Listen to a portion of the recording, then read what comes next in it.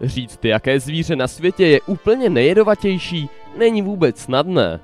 Některá zvířata mají jed extrémně silný, člověka zabije už velmi malé množství. Jiní tvorové mají zase jedu obrovské množství. A další jsou vybaveni jedem, proti kterému neexistují protilátky. A dnes jsem si pro vás připravil top 10 nejjedovatějších zvířat na světě.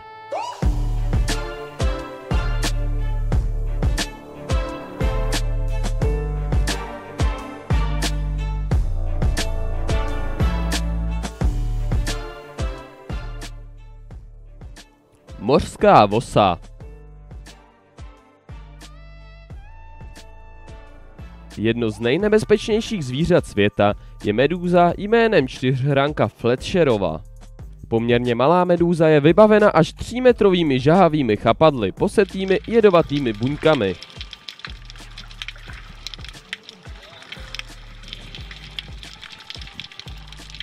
Pro palčivost jejího jedu se jí také říká mořská vosa.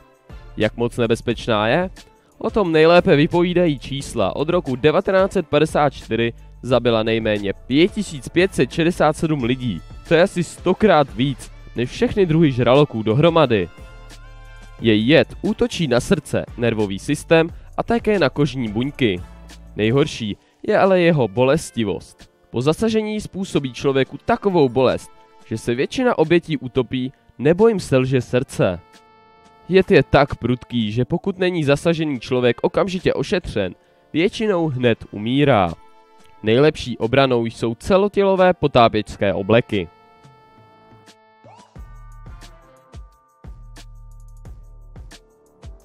Jed kobry zabije i slona.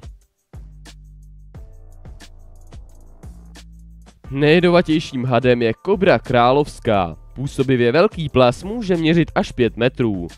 A to je jediné štěstí. Už velikost kobry totiž člověka varuje. Kdyby byla menší, určitě by docházelo k mnohem více smrtícím nehodám. Díky bohu za její výrazné zbarvení i varovné zvětšování krku. Jed kobry královské zabije dospělého slona indického za necelé 3 hodiny. Tedy pokud mu do těla vpraví maximální možné množství jedu a zakousne se do citlivého místa, jakým je třeba chobot. Člověk podlehne jedu za pár desítek minut, stačí na to jediné kobří kousnutí. Samotný jed kobry není mezi hady nejsilnější, jenže díky své velikosti ho kobra vpraví do člověka až 5krát víc než třeba mamba černá.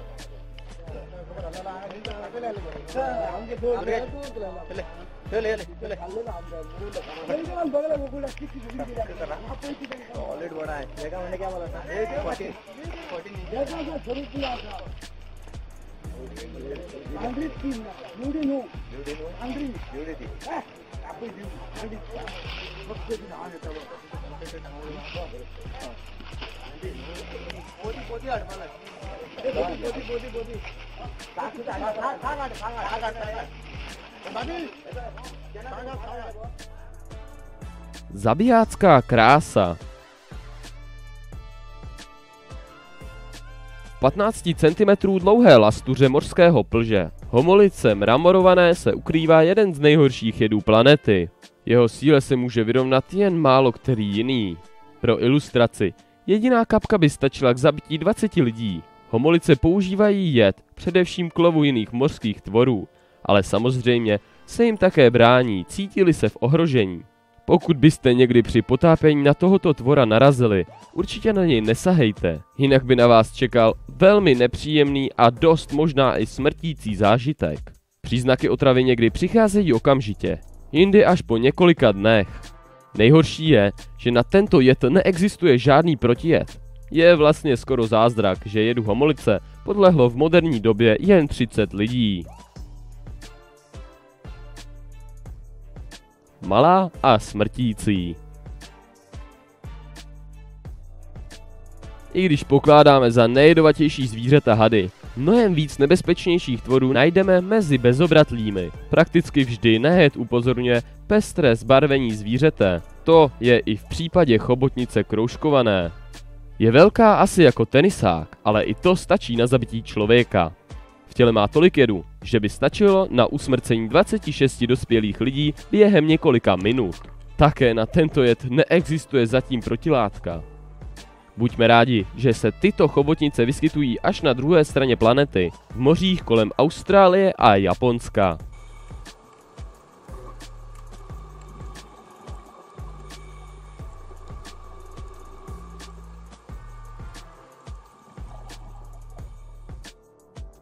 Smrtonož. Přestože štíry pokládáme za odporné a extrémně jedovaté, většina škorpionů příliš jedovatí nejsou, tedy aspoň pro člověka. Jejich jed způsobuje jen lokální problémy, nejčastěji palčivou bolest v místě bodnutí. Výjimkou, která potvrzuje pravidlo, je štír pojmenovaný výstižně smrtonož.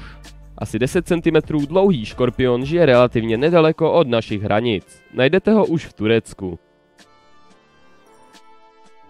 Jeho jedem je smrtící koktejl neurotoxinů, které způsobují celou řadu problémů neslučitelných s životem.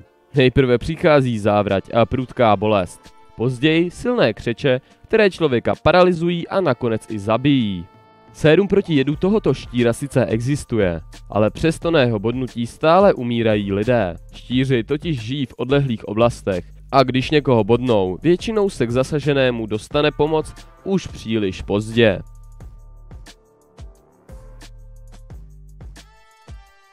Odranec smrtící. Odranci patří k těm nejméně přitažlivým zvířatům, jaká si jen dokážete představit.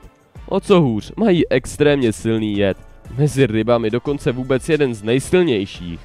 Jeho jed může být pro člověka smrtící, ale spíš kvůli tomu, že k zasažení dochází ve vodě.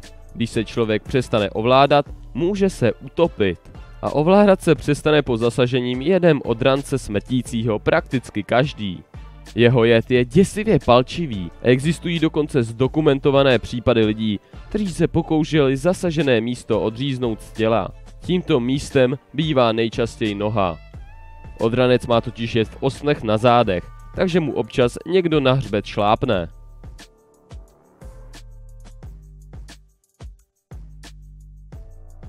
Hrozba z Brazílie. V Guinnessově knize rekordů a kuriozit najdeme uvedeného jako nejjedovatějšího pavouka světa brazilského pavouka z čeledi Phoneutria. A rozhodně jde také o pavouka, který má na svědomí nejvíce lidských životů. Jeho jed má výjimečnou sílu i přes malé množství, které pavouk unese. Stačí jen 0,006 mg jeho jedu, aby mu podlehla myš. Pro člověka představuje nebezpečí především proto, že s ním sdílí stejný životní prostor. Tito pavouci se rádi během dne ukrývají v lidmi obydlených prostorách. Není výjimečné, že vlezou do boty nebo do postele.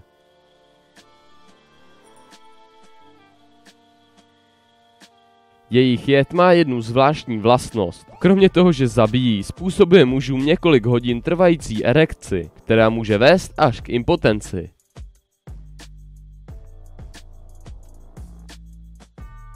Jedno kousnutí zabije půlku myší v Praze. Titulem had s nejsilnějším jedem na světě se může pochlubit australský tajpan. Jediné jeho kousnutí má takovou sílu, že by stačilo na zabití asi 100 dospělých mužů nebo 250 000 myší. Kdybychom ho srovnali s jedem výše popsané kobry královské, tak gram jedu tajpana je 400krát jedovatější než gram jedu kobry. Člověka tajpaní jed zabije do 45 minut, pokud mu není okamžitě podán protijed. Ještě že je tajpan velice bojácné zvíře, které se lidem vyhýbá, jak jen to je možné. A protože Austrálie je dnes velmi hustě osídlená, je protijed vždy po ruce. A proto v moderních dějinách ještě tajpan nikoho nezabil. Jed pralesničky. Je jednou z absurdních hraček přírody, že vůbec nejjedovatějším zvířetem na celé zemi je krásná malá žabička. Jihoamerická pralesnička, která měří asi 5 cm a je krásně barevná. V jejím tělíčku je však tolik jedu, že by zabilo 10 lidí nebo 20 000 myší. Kapička o velikosti ouška jehly by zabila dospělého člověka, a to téměř okamžitě. Středoameričtí indiáni říkají pralesničkám šípové žáby. Právě z jejich těl totiž obyvatelé Nového světa vyráběli jed, který nanášeli na hroty šípů nebo šipek do foukaček. Nebezpečné na pralesničkách je především to, že jed mají v kůži a neváhají ho vypustit, jakmile se cítí v ohrožení. Ryba fugu. O rybě fugu jste už určitě slyšeli. Její maso je v Japonsku vyhlášenou pochoutkou, ale současně dobrotou smrtelně nebezpečnou. Jed není v mase ryby, ale v kůži a také v některých orgánech. Pokud kuchař udělá sebemenší chybičku, dostane se jed i do masa. Právě proto je fugu tak vyhlášenou pochoutkou. Každé jídlo může být i tím posledním. Jed fugu způsobuje ochromení, které začíná na hlavě. Nejprve člověku stěžkne jazyk, pak přestane ovládat svaly odpovědné za dýchání. Smrt přichází do 24 hodin, nejčastěji kvůli zadušení. A pozor, pokud by vás lákalo fugu ochutnat, neexistuje žádný účinný protijed. Každoročně na otravu rybou fugu umírá v Japonsku 6 lidí. Už v 80. letech tady vznikl zákon, který přikazuje, aby kuchaři, kteří připravují tuto dobrotu, měli speciální licenci. Já vám děkuji za shlédnutí tohoto videa. Napište mi do komentářů, jestli byste měli sílu na to ochutnat rybu fugu.